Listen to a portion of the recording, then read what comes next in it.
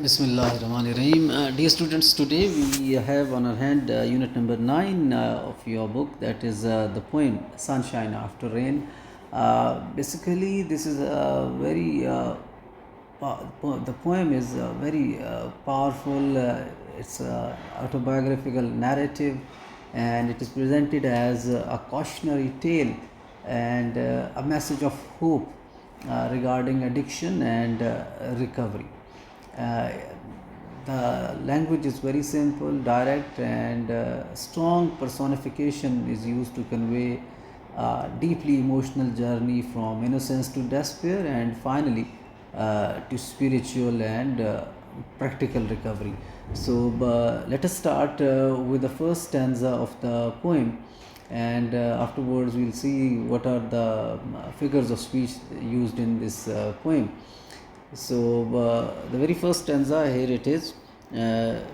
One day when I was young, the poet is using the first person, so that is the personal account of the poetess. So she says, when I was young, I heard a knock at my door. Knock at my door is actually a kind of temptation, you may say, that there was an opportunity, there was a temptation, and it sounded familiar, like I had heard it before. Well, we all have certain temptations or opportunities of definitely doing anything in our life. So this is not the first time. And what happens, she says, I opened the door, and to my surprise, there stood a young lady with blonde hair and brown eyes. So, actually, this young lady with blonde hair and brown eyes symbolizes addiction or drugs appearing in inviting, familiar, or tempting way. And this knock actually is, I've already said, representing an opportunity or temptation that the speaker chooses to engage with. She said, I have the answers. Are you ready to play? Answers, actually, the drugs, the addictive things. And in a low moment of her life, she said, so I grabbed my money and I said, okay. So she was ready to play. That means she was ready to indulge in that addiction as the temptation was beyond her control or power. So that is the first stanza and its explanation for you. Now, dear students, we come to the next 6 lines of the poem, and she says, there were the answers. Answers means there were solutions. Actually, the drugs, they give us temporary solutions, and she says that I have always sought. That means she was always looking for those answers. She does not want to face the realities of life, and she wants to lose into the realm of addiction. And what are these? Liquids, pills, and powders. That means all sorts of the addictive substances, the various substances there is. And then what happened? She says that she was buying and all that, and but what happened? Then one day my friend suddenly changed. So this friendly figure becomes ugly, calloused, and deranged. That means it became cruel, it became frightening, destructive, and uncontrollable, which means that now the addiction is definitely uncontrollable. And what happened? She actually is representing the addiction. So she grabbed my hand and we tore through the town. Tore through the town means that speaker is dragged through life. That means she had to go all sorts of discomfort. And what happened? What the condition of my loved ones and friends? Well, they could only watch and frown. That means the loved ones helplessly watch, and they could not do anything because she is herself into it, and she chose it herself. So she is actually telling us that once you are addicted, obviously nobody can help you. So you need to be very careful, dear students. We have to see that this addiction that is going to do no good to anyone, as she is telling us her personal experience, that she had been dragged very mercilessly through her life. That means she could not recover, she could not do anything. So that is the ultimate result of the addiction. Right. Next six lines, dear students. She says she kept whispering. She again representing the addiction. So she kept whispering. That means telling very softly to her ears. I could only guess, because now her mind was numbed, or she was unable to think anything, and it sounded like she was repeating yes, yes, and yes. Well, this whispering is this voice of compulsion or craving, basically, and the relentless yes, yes, yes actually symbolizes the addict's inability to say no. That means the addiction, the drugs, they have fully taken control of her mind, and that is the repetition, basically, dear students.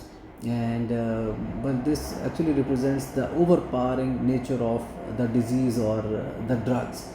And I thought of my friend, oh, what a mess. That means now sometimes she used to think about her family, and it was all in mess. That means there was nothing wrong in it, but all I heard was screaming, yes, yes, yes. But the addiction or the drugs, they were hammering on her mind, and they were already crying and screaming, yelling the yes, yes, yes. She had to say yes. She wanted to say no, but obviously she had lost all control over herself.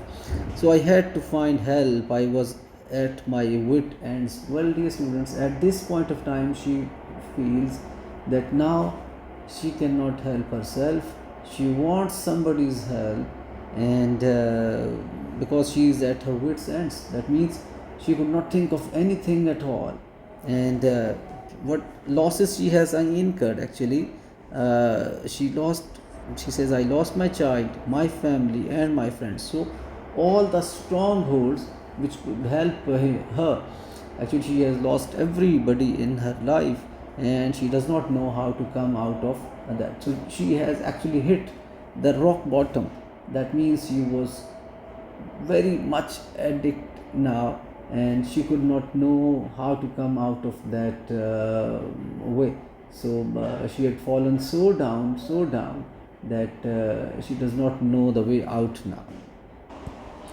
Alright, students. Well, the last 8 lines I have here, and it says, I said, God, are you there? Can you help me, please? And see, dear students, this is the ultimate we have to find out, or we need to understand, because we see that the speaker reaches out for spiritual help. And in the very next line, she says, a sudden peace came over me and I fell to my knees. That means, and she receives the peace. Well, that means there was an immediate response from the Creator, the spiritual, the divine help was there as she turned to that. And I said, God, I am not worth it. I feel like a jerk. That means she thought she was insane, because every sinner believes that she has, or one has done so many wrong things that it is impossible for to recover. And but remember, dear students, that God, Allah Almighty, well, He is so merciful, and whatever we have done, if we go back to Him, definitely the doors are always open. So it's never too late in life. So never think that you have done anything that you cannot be repented. You should be repented, and obviously you will be forgiven. So it suggests the taking suit up. Then again she says, he said, he is the God, suit up and show up. That means suggests taking active responsibility for recovery. We are responsible for ourselves.